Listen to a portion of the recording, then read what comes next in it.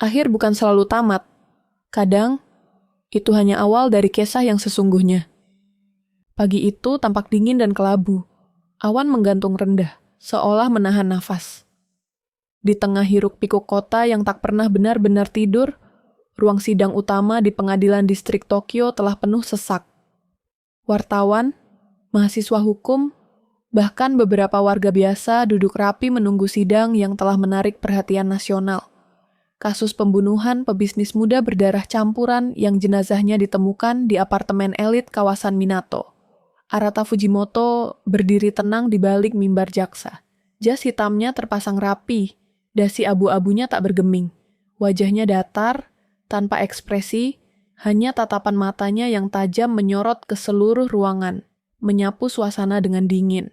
Jaksa muda berusia 24 tahun itu dikenal sebagai pedang diam di kalangan rekan kerjanya. Jarang bicara, tapi ketika melakukannya, tiap katanya menancap tajam. Di seberangnya, sosok wanita dengan rambut panjang sebahu, berdiri penuh percaya diri. Yui Nakamura, pengacara pembela termuda yang baru saja menyelesaikan kasus besar bulan lalu, mengenakan setelan putih krem yang kontras dengan kulit pucatnya. Bibirnya dilapisi lipstik merah gelap, memberikan kesan tegas dan menggoda dalam satu waktu. Tatapan matanya menusuk langsung ke arah Arata, seolah-olah sengaja ingin mengacaukan fokusnya. Yang mulia, suara Yui terdengar lantang. Kami meminta agar bukti rekaman CCTV yang diklaim oleh pihak jaksa tidak diajukan, karena rantai pengawasannya tidak sah. Bukti itu tidak lebih dari spekulasi visual. Arata mengangkat wajahnya pelan. Kami punya log digital yang membuktikan keaslian rekaman. Hanya karena pengacara pembela tidak mampu menafsirkan data teknis, bukan berarti bukti tidak sah. Beberapa orang tertawa kecil. Yui tersenyum miring, berjalan pelan ke tengah ruangan. Tumit sepatunya berdentam lembut di lantai kayu. Baiklah, Tuan Fujimoto, katanya sambil menoleh dengan kepala sedikit miring. Rambutnya bergoyang lembut di bahu. Kalau kau ingin bicara teknis, aku akan bicara realitas. Fakta yang kau pegang hanyalah satu sisi dari cerita ini. Dan kau tahu, cerita selalu punya dua sisi. Termasuk sisi yang tak terlihat dalam rekaman itu. Pertarungan kata dimulai. Selama 2 jam berikutnya, keduanya saling menekan, saling membenturkan logika dan keahlian hukum. Suara Yui berapi-api, penuh semangat, bahkan kadang nyaris sarkastik. Arata tak pernah terpancing. Dia hanya menjawab seperlunya, tanpa meninggikan suara, tapi dengan ketepatan mematikan. Namun di balik ketegangan profesional itu, ada sesuatu yang aneh mengalir di antara mereka. Saat sidang diskors untuk istirahat, Yui berjalan ke arah Arata di lorong belakang, tempat hanya pengacara dan jaksa yang diizinkan. Cukup mengesankan untuk seseorang yang lebih sering diam, ucapnya, bersandar pada dinding sambil memainkan berkas di tangannya. Tapi aku tahu, matamu lebih banyak bicara daripada mulutmu. Arata menoleh, menatap lurus ke wajahnya. Kau hanya suka mendengar suara sendiri, Nakamura. Yui tertawa kecil. Dan kau terlalu takut untuk menikmati permainan ini. Ini bukan permainan. Oh, Arata, katanya pelan, hampir berbisik, langkahnya mendekat sedikit. Setiap persidangan adalah permainan. Kau hanya belum tahu kau sedang dipermainkan. Napas mereka hanya terpisah beberapa inci. Arata bisa mencium samar wangi citrus dari parfum Yui. Wangi yang entah kenapa menempel di ingatannya lebih lama dari seharusnya. Tapi dia tak bergerak. Yui pun tak mendekat lebih jauh. Sejenak waktu berhenti, lalu Yui menjauh, meninggalkannya tanpa kata. Saat sidang dilanjutkan, Arata berusaha memusatkan pikiran, tapi nada suara Yui, cara dia melangkah, bahkan tatapan matanya masih membekas. Ia membenci bagaimana perempuan itu bisa begitu mudah menembus pertahanannya. Ia tak suka dikacaukan, apalagi oleh wanita yang menjadi lawannya. Namun, ketika ia melihat Yui berdiri di depan hakim, bibirnya melontarkan argumen tajam dan penuh percaya diri. Arata sadar satu hal yang sulit dia tolak. Kebenciannya padanya terasa terlalu hidup untuk disebut kebencian semata. Dan itu adalah awal dari kehancuran yang indah. Hujan turun deras di Tokyo malam itu, membasahi jendela kafe kecil di Shibuya tempat Yui duduk seorang diri. Ponselnya diletakkan terbalik di meja, tak ingin terganggu oleh notifikasi dari media atau kantor. Setelah sidang panjang hari itu, ia merasa otaknya terbakar, bukan karena kasusnya, tapi karena satu orang, Arata Fujimoto. Ia menyesap latte yang sudah mendingin. Bibirnya menekan cangkir dengan kesal. "Sial," gumamnya, "kenapa wajahnya tetap muncul di kepalaku?" Sementara itu, beberapa blok dari sana, Arata berdiri di depan jendela apartemennya, mengenakan kaos tipis dan celana kain. Tangannya memegang gelas berisi es whisky, dan sorot matanya menatap lampu-lampu kota yang berpendar. Tapi pikirannya tidak di sana. Ia terus mengulang perdebatan mereka tadi siang, cara Yui membalik argumen, suara seraknya ketika emosi, dan bagaimana dia berdiri begitu dekat di lorong. Terlalu dekat. Ia tak suka perasaan itu. Rasa penasaran yang tak terdefinisikan, rasa marah yang membaur dengan ketertarikan.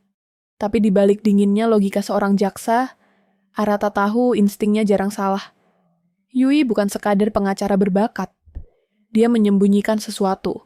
Malam itu, pesan masuk ke ponselnya. "Yui Nakamura. Besok aku akan mengungkapkan saksi kejutan. Bersiaplah, Tuan Fujimoto." Arata membaca pesan itu 3 kali. Bukan karena isinya, tapi karena emoji kecil di akhir kalimat. Wajah nakal berkedip. Keesokan harinya, ruang sidang kembali memanas. Yui memanggil seorang mantan sekretaris dari perusahaan korban. Wanita itu, berusia akhir 30-an, tampak gelisah. Dia mengaku bahwa sang korban memiliki hubungan tidak sehat dengan wanita yang belum disebutkan identitasnya. Dan wanita itu bukan siapa-siapa selain... Yui menarik napas dalam, lalu menatap Arata lurus, anak dari direktur perusahaan yang sama. Tapi anehnya, bukti keberadaan gadis itu di tempat kejadian hilang. Mungkin ada seseorang yang sengaja menyembunyikannya. Tatapan di ruangan langsung mengarah ke Arata. Wajahnya tetap tenang, tapi dalam hatinya ia bergetar. Dia mengenal nama itu. Gadis itu adalah saksi yang pernah ia coret dari daftar, bukan karena tak relevan, tapi karena perlindungan, karena ia tahu gadis itu tidak bersalah. Setelah sidang, Arata mengejar Yui di luar gedung pengadilan, mendahului sebelum dia masuk ke mobil. "Bagaimana kau tahu soal gadis itu?"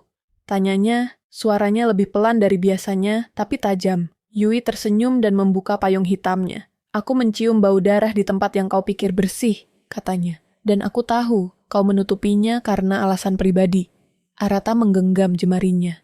"Hati-hati Nakamura, bermain di luar batas bisa menghancurkanmu." Yui menatapnya sejenak, lalu melangkah mendekat di bawah payung yang sama. Hujan menetes dari ujung rambutnya. Mereka berdiri hanya beberapa sentimeter. Suara hujan menjadi latar bisu. "Aku tahu batasku," bisiknya. "Dan aku tahu kapan seseorang ingin dilanggar." Tangan Arata tanpa sadar menyentuh pinggangnya. Dingin dari hujan bertemu hangatnya kulit, melalui setelan Yui yang tipis. Yui tak mundur. Mata mereka saling menembus. Bukan dalam kebencian, tapi sesuatu yang lebih dalam dan tak terucap. Saat itu juga, ada gemuruh aneh dalam diri mereka. Saling ingin menantang, saling ingin menghancurkan, tapi juga saling ingin menyentuh. Yui akhirnya menarik diri, menyisakan aroma tubuhnya di udara. Dia masuk ke mobil, meninggalkan Arata berdiri sendirian dalam hujan. Tapi bukan dingin yang menusuknya, melainkan fakta bahwa ia mulai kehilangan kendali. Dan jaksa sepertinya tahu, kehilangan kendali bisa membuatnya hancur. Tapi entah kenapa, ia mulai menikmati ambang kehancuran itu. 3 hari setelah hujan itu, Arata belum bisa mengalihkan pikirannya dari Yui. Ia duduk di ruang kerjanya yang sunyi, dikelilingi tumpukan berkas perkara, tetapi tak satu pun mampu mengalihkan pikirannya dari percakapan singkat mereka. Karena sentuhan singkat di pinggangnya dan tatapan mata itu masih terasa begitu nyata. Ia memutar ulang rekaman CCTV dari lorong kantor kejaksaan, bukan untuk bukti, tapi untuk melihat dirinya sendiri berdiri terlalu dekat dengan Yui, untuk memastikan bahwa semua itu memang terjadi. Di sisi lain kota, Yui berdiri di balkon apartemennya, mengenakan tank top tipis dan celana pendek, memandangi langit malam Tokyo sambil menelepon seseorang. Ya, dia mulai goyah, tapi dia lebih keras kepala dari yang aku kira. Katanya pelan, tapi aku sudah mendapatkan sesuatu. Saksi itu, aku tahu di mana dia disembunyikan. Suara di seberang menjawab pendek, dan Yui mengangguk. Tenang saja, sebelum semuanya berakhir, kita akan tahu siapa sebenarnya yang membunuh direktur itu. Malam berikutnya, sebuah pertemuan tak terduga terjadi. Yui menerima pesan anonim yang meminta dirinya datang ke sebuah kafe tua di ujung distrik Meguro. Kafe itu sepi, remang-remang, dan waktu menunjukkan hampir tengah malam. Tapi ketika dia masuk, hanya ada satu orang duduk di pojok ruangan, Arata. Dia menatap Yui tanpa ekspresi. Tapi mata itu seperti lautan yang menahan badai. Aku tahu engkau yang menyuruh gadis itu bicara, kata Arata tanpa basa-basi. Yui duduk tanpa meminta izin. Dan kau tahu apa? Aku senang dia bicara. Kebenaran tidak bisa terus disembunyikan. Arata menghela napas, kemudian menyodorkan sebuah amplop di atas meja. Ini laporan yang tidak pernah kuserahkan. Aku tahu siapa yang mungkin melakukan pembunuhan. Tapi dia di luar jangkauan hukum. Untuk saat ini. Yui membuka amplop itu perlahan. Di dalamnya, foto-foto dari kamera tersembunyi, seorang pria paruh baya, salah satu rekan direktur korban, sedang memasuki ruangan korban malam sebelum pembunuhan. Tapi tidak ada bukti langsung, hanya bayangan, hanya teka-teki. Tapi kenapa? Baru sekarang kau tunjukkan ini padaku, tanya Yui pelan. Arata menatapnya dalam-dalam. Karena aku tidak tahu lagi apa yang benar dan apa yang hanya ingin kulindungi. Keheningan menggantung. Yui mencondongkan tubuh ke depan. Napasnya hangat mengenai tangan Arata yang masih di atas meja. Kau takut atau kau ingin aku memaksa? Arata tak menjawab, tapi dia tidak menarik tangannya. Dalam diam, jari-jari Yui menyentuh punggung tangannya, pelan, bukan rayuan, tapi ajakan untuk runtuh bersama. Lalu semuanya terjadi dalam senyap. Apartemen Arata malam itu menjadi saksi bisu dari apa yang tidak pernah mereka rencanakan. Di bawah cahaya temaram dan bayangan tembok, tubuh mereka berbicara lebih jujur dari lidah. Tak ada kata cinta, tak ada janji, hanya desir napas, sentuhan pelan yang menyusuri kulit. Yui menggigit bibirnya, menahan suara ketika Arata mencium tengkuknya. Tangannya mencengkeram lengan Arata, dan dalam pelukan mereka, bukan gairah yang dominan, melainkan keretakan emosi yang selama ini mereka sembunyikan. Luka, dendam, ketertarikan, dan kesepian. Pagi harinya, Yui terbangun lebih dulu. Ia mengenakan kembali kemejanya dan duduk di ujung ranjang. Menatap Arata yang masih terlelap, wajahnya tampak lebih damai dari biasanya. Tapi Yui tahu, kedamaian itu hanya sesaat. Ia mengambil ponselnya dan mengirim satu pesan. Saksi sudah siap bicara, dan kali ini tak ada yang bisa menghentikannya, bahkan kamu, Arata Fujimoto. Ia berdiri, dan dengan satu tatapan terakhir pada pria yang mulai mengisi ruang di hatinya, ia melangkah pergi, tanpa tahu bahwa langkah ini akan menuntunnya pada malam paling gelap dalam hidupnya. Hujan kembali mengguyur Tokyo malam itu, seakan langit tahu bahwa sesuatu akan terbakar. Di kejaksaan, Arata menatap layar laptopnya, mengulang rekaman wawancara rahasia dari saksi yang baru saja muncul berkat Yui. Gadis muda itu, dengan suara gemetar, menyebutkan nama seseorang yang selama ini dianggap sekadar rekan bisnis korban, Satoshi Hayama, pria kaya pemilik firma hukum yang juga merupakan mentor Yui sendiri. Arata memejamkan mata. Semua mulai masuk akal. Motif, akses, kesempatan. Dan Yui, apakah dia tahu? Malam itu, Arata memutuskan untuk menemui Yui secara langsung. Apartemen Yui di kawasan Ebisu terang. Musik jazz pelan mengalun dari speaker. Yui berdiri di dapur, mengenakan kaos longgar yang sedikit terbuka di bahu, menuangkan anggur merah ke gelas tinggi. Saat melihat Arata, di ambang pintu, dia tidak tampak terkejut, seolah sudah menunggunya. Jadi kau datang, katanya sambil tersenyum miring. Mau bicara tentang kasus, atau tentang semalam? Arata masuk, menutup pintu di belakangnya. Aku mau tahu satu hal. Kau tahu sejak awal kan? Tentang Satoshi. Yui menatap anggur di tangannya, lalu meneguknya. Aku punya kecurigaan. Tapi aku butuh waktu untuk yakin. Dan kenapa tidak bilang dari awal?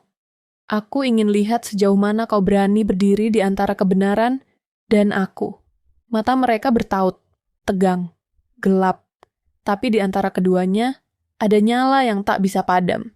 Campuran dari kemarahan, kepercayaan yang rapuh, dan rasa tertarik yang semakin sulit dikendalikan. Yui melangkah pelan mendekat. Tangannya menyentuh kerah jas Arata. Jari-jarinya menyusup perlahan ke dalam. Kau marah padaku, tapi kau tetap datang. Kau bilang ingin tahu kebenaran, tapi kau tetap tidur denganku. Siapa sebenarnya yang sedang kau lawan, Arata? Arata tak menjawab. Sebaliknya, tangannya terangkat dan menahan pinggang Yui. Menariknya lebih dekat. Nafas mereka saling menyentuh. Aku melawan diriku sendiri, bisiknya. Mereka berciuman. Kali ini tak sekadar dorongan fisik, tapi juga rasa sakit yang tak pernah sempat diungkap. Kemeja Arata lepas, jatuh ke lantai kayu bersama napas yang memburu. Yui membalas ciumannya dengan gemetar, seolah tubuhnya tahu bahwa ini mungkin adalah malam terakhir mereka bersama. Sebelum semuanya pecah, tak terkendali. Di balik dinding, angin dari jendela yang tak tertutup sepenuhnya membawa masuk suara Tokyo yang tak pernah tidur. Pagi harinya, Yui membuka laptopnya dan menyalakan rekaman suara. Satu-satunya bukti dari saksi yang dia simpan diam-diam, karena tahu rekaman ini bisa membakar nama-nama besar, termasuk firma tempat dia dibesarkan, dan pria yang pernah ia kagumi sebagai ayah kedua, Satoshi Hayama. Suara dalam rekaman itu dingin dan menakutkan. Kau pikir anak itu bisa keluar hidup-hidup setelah lihat aku di ruangan itu? Tak akan ada yang percaya omongannya. Kecuali kau bodoh cukup untuk membawanya ke pengadilan. Yui menatap layar. Jari-jarinya menggigil. Ini terlalu berbahaya. Saat itu ponselnya bergetar. Arata, kita harus bicara. Sekarang, dia menemuinya di rooftop gedung kantor pengadilan, tempat mereka bisa bicara tanpa mata dan telinga lain. Rekaman itu, kata Arata langsung.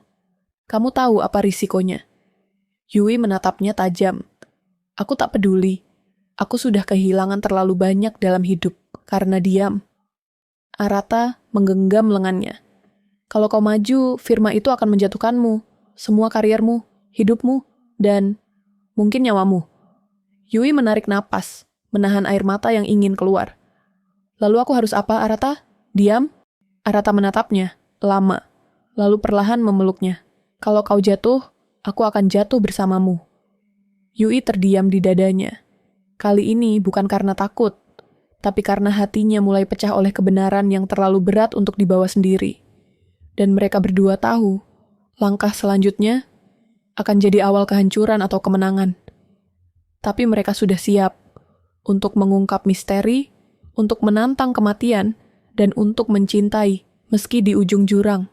Pagi hari di Tokyo terasa lebih dingin dari biasanya. Kabut tipis menggantung di antara gedung-gedung tinggi, seolah kota ini tahu bahwa hari ini adalah awal dari sesuatu yang akan mengguncang sistem keadilan. Di dalam gedung pengadilan utama, Arata duduk di ruang kerjanya yang remang, hanya ditemani cahaya dari monitor dan secangkir kopi yang sudah dingin. Di layar, data-datanya telah tersusun. Profil Satoshi Hayama, bukti-bukti keuangan yang disembunyikan, rekaman Yui, dan satu berkas penting, permohonan surat perintah penangkapan. Ia menggeser pandangan ke foto Yui yang tertempel di sudut monitor. Gambar itu diambil diam-diam, saat dia tertawa kecil di kafe tempat mereka biasa berdebat. Matanya bercahaya seperti tak ada luka di balik keberaniannya. Ini bukan lagi soal hukum, gumamnya. Ini soal menjaga orang yang berani melawan neraka. Sementara itu, Yui berdiri di depan cermin apartemennya. Ia mengenakan blazer hitam yang biasanya ia pakai untuk persidangan besar. Namun kali ini terasa seperti baju perang. Bibirnya dilapisi tipis warna merah darah. Bukan untuk menarik perhatian, tapi sebagai pengingat bahwa kata-katanya hari ini akan mengguncang darah banyak orang. Di tangannya, flash disk kecil berisi rekaman pengakuan Satoshi bergetar pelan. Ia tahu, sekali ini diputar dalam forum resmi, seluruh sistem bisa runtuh. Tapi ia juga tahu, dirinya bukan gadis naif lagi. Ia adalah pengacara yang akan membakar semuanya demi satu hal, kebenaran yang bersih meski berdarah. Di ruang sidang hari itu, suasana tegang. Media mulai mencium ada yang besar sedang terjadi. Arata duduk di sisi jaksa, wajahnya dingin, namun matanya menatap lurus ke arah Satoshi Hayama yang berdiri sebagai saksi ahli untuk terdakwa yang diduga membunuh klien sebelumnya, yang ternyata hanya boneka dari rencana besar Satoshi. Yui muncul sebagai pengacara pembela, namun langkahnya membuat banyak orang berbisik. Mereka tahu, gadis ini bukan sekadar pembela hari ini. Ia membawa badai. Hakim mengangguk. Silakan mengajukan pertanyaan. Yui berdiri, matanya menusuk ke arah Satoshi. Pak Hayama, apakah Anda mengenal korban secara pribadi? Satoshi tersenyum. Saya rekan bisnisnya selama 5 tahun. Kami memiliki hubungan profesional yang erat. Yui melangkah maju. Lalu bagaimana Anda menjelaskan transaksi senilai 300 juta yen yang ditransfer ke rekening atas nama klien Anda? 1 hari sebelum korban ditemukan tewas, ruang sidang bergemuruh. Satoshi terdiam. Yui mengangkat flash disk. Saya juga memiliki rekaman yang menunjukkan pengakuan Anda.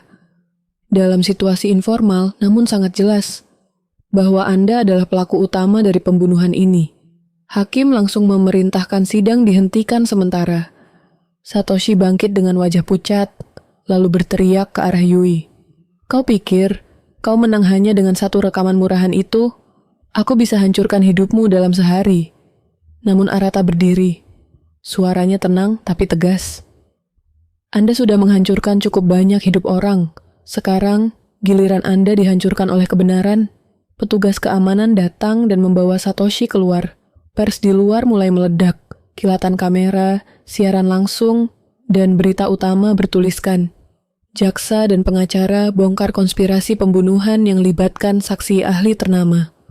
Malam itu, di atap apartemen Yui, angin membawa aroma hujan yang baru saja reda.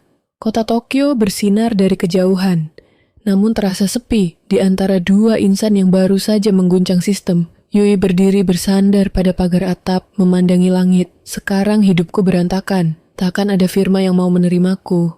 Arata mendekat, berdiri di sampingnya. Kau tak butuh firma, kau hanya butuh dirimu sendiri.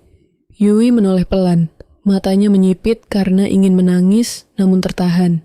Lalu kau akan tetap berdiri di sampingku? Arata menatapnya, lalu mengangguk.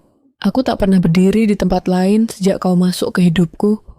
Tangannya menyentuh wajah Yui, lembut seperti menyentuh luka yang tak ingin diperparah.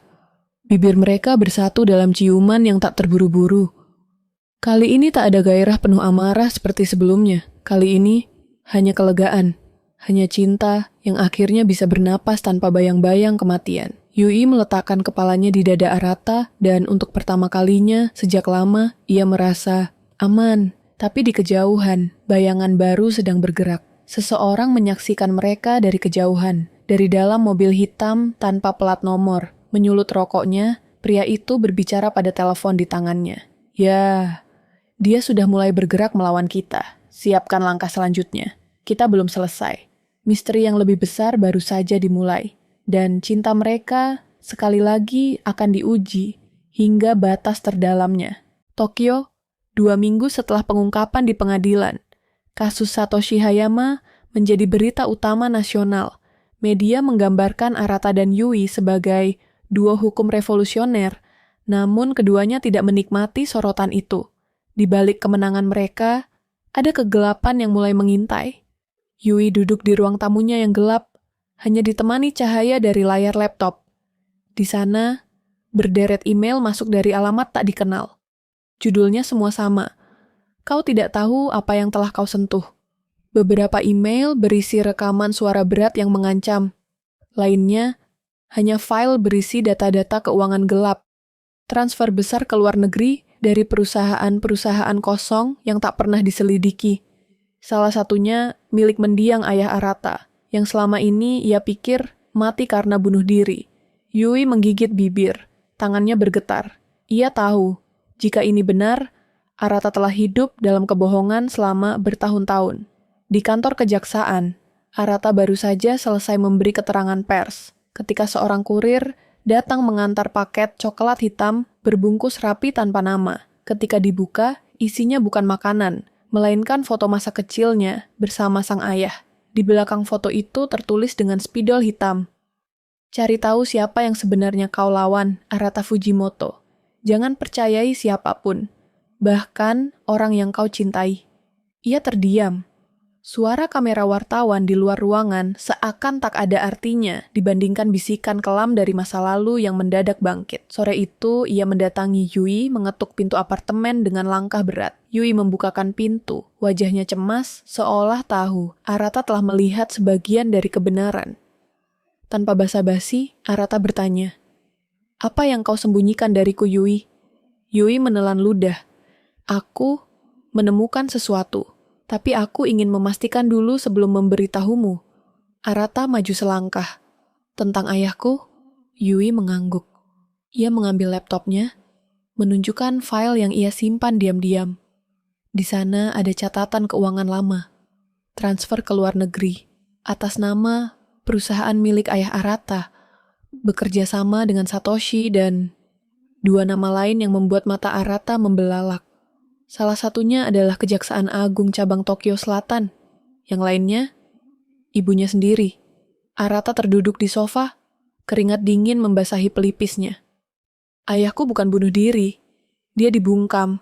Yui mendekatinya perlahan. Ia duduk di samping Arata, menyentuh tangannya. "Kita bisa berhenti di sini. Tak ada yang akan menyalahkanmu jika kau mundur." Arata menoleh, matanya memerah. "Tidak. Justru sekarang, aku tak akan berhenti sampai mereka semua jatuh." Malam itu, tubuh mereka bersatu lagi. Bukan dalam ledakan gairah liar, tapi dalam pelukan dua jiwa yang sama-sama hancur dan saling membalut luka. Mobil hitam yang sama kembali muncul di dekat apartemen Yui. Di dalamnya, pria paruhbaya dengan jas kelabu menyalakan rokok dan menatap ke layar tablet. Di sana, terlihat Arata dan Yui berjalan bersama ke arah gedung penyimpanan dokumen arsip milik Kejaksaan Tua. Pria itu tersenyum miring. "Mereka menggali kubur sendiri.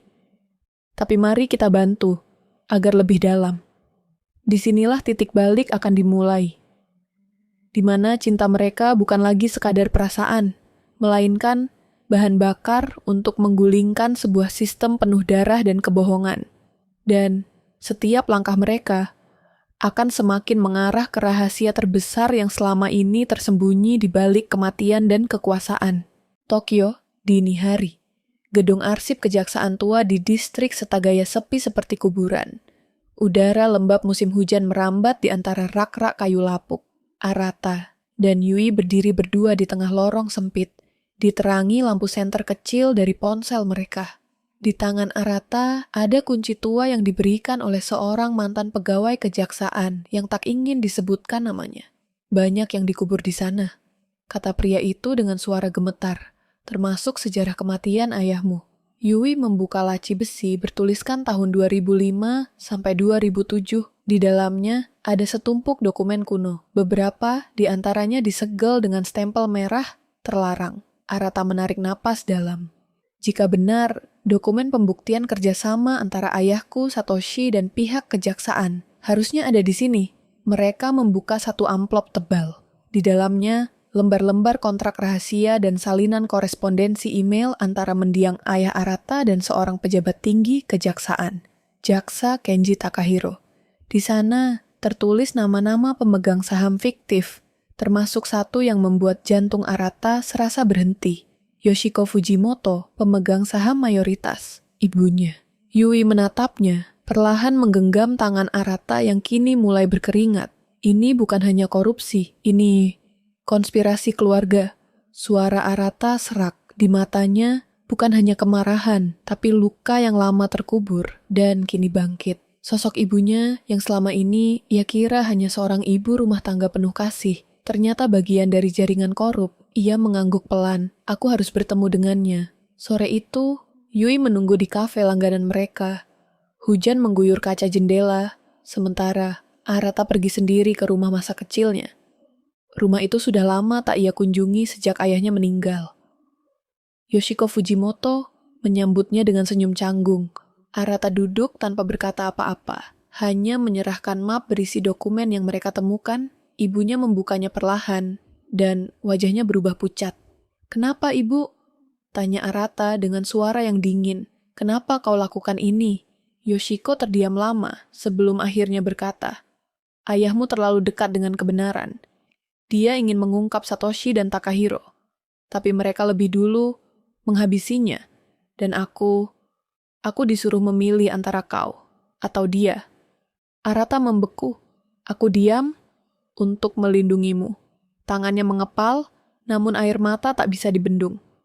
"Kau membiarkan dia dibunuh, lalu menyuruhku menjadi jaksa, berpura-pura bahwa keadilan itu nyata, karena aku ingin kau mengubah sistem dari dalam.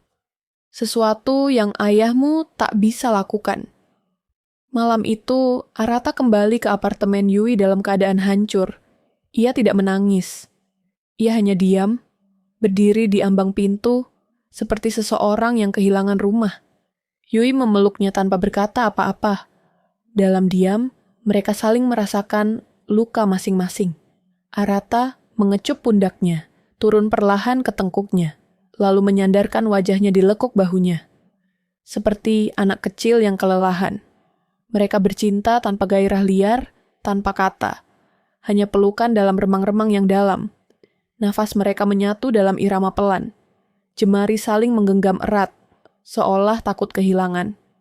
Di akhir malam, Yui berbisik, "Kita sudah terlalu jauh untuk mundur." Arata memandangnya.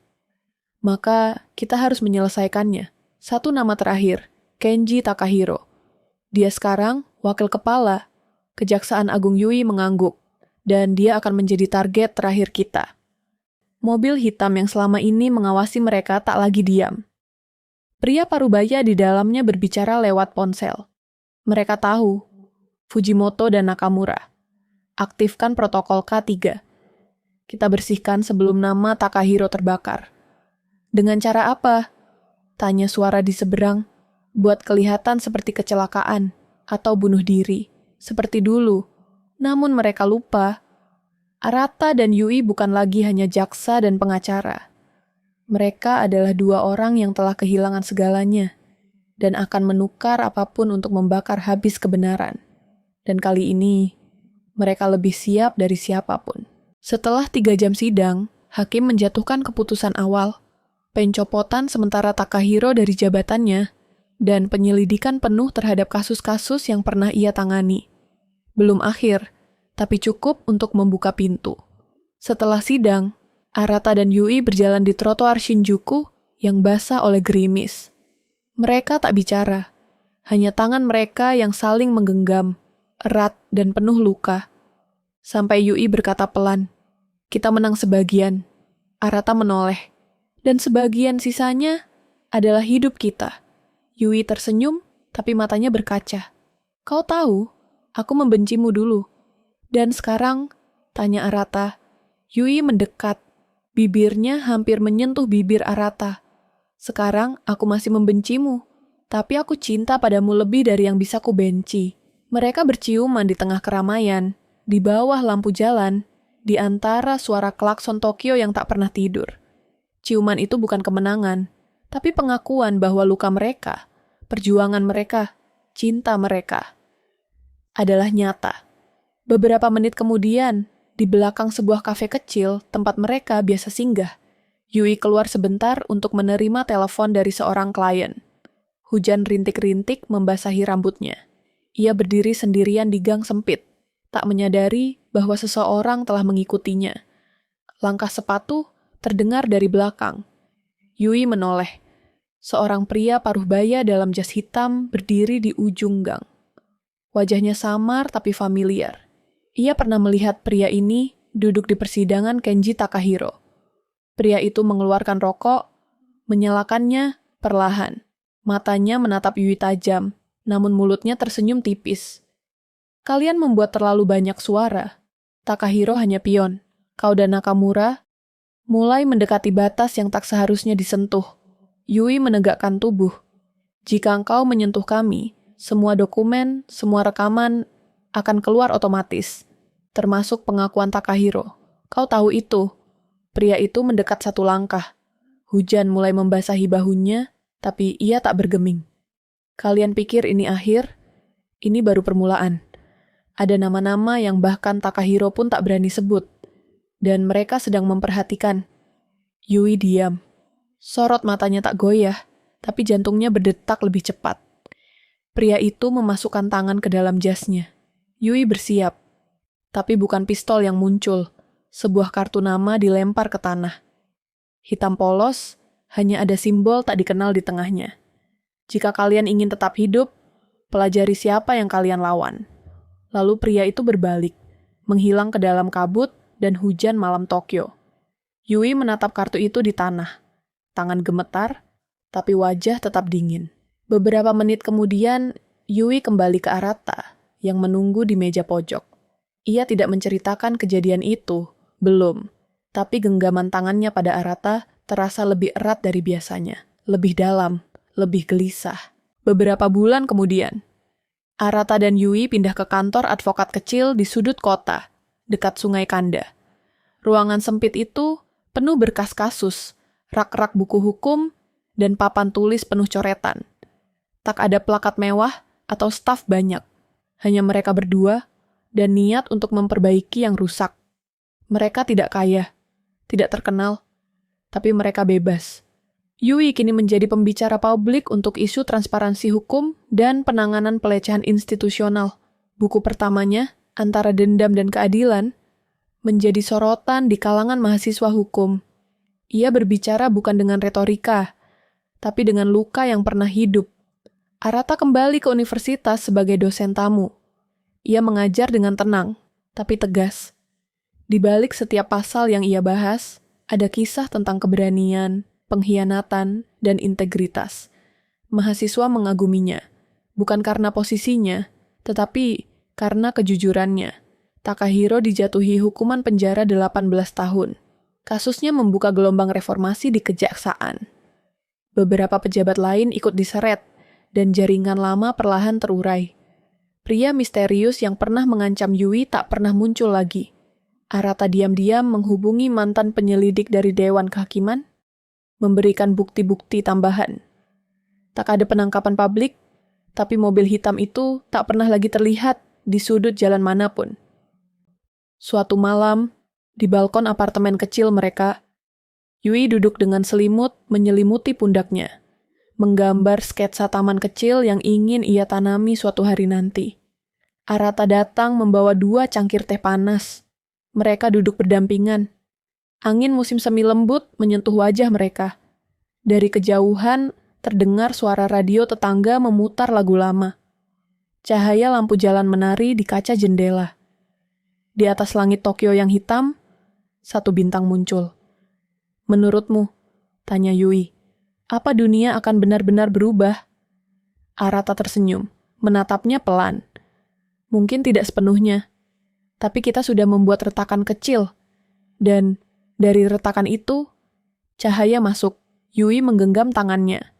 Aku pernah kehilangan segalanya. Tapi sekarang, aku punya satu hal yang tak akan pernah kutukar. Kita. Arata menoleh. Kita bukan sempurna, tapi kita nyata. Yui menyandarkan kepala di bahunya. Tak ada kata, bahagia selamanya. Tapi ada malam yang tenang. Tangan yang saling menggenggam, dan 2 orang yang memilih untuk tetap berdiri, meski dunia pernah memukul mereka jatuh. Dan dari reruntuhan itu, mereka membangun kembali harapan. Dan cinta yang bertahan. Tamat. Terima kasih sudah menonton sampai akhir. Like, komen, dan subscribe. Karena cerita selanjutnya, mungkin saja tentang kamu.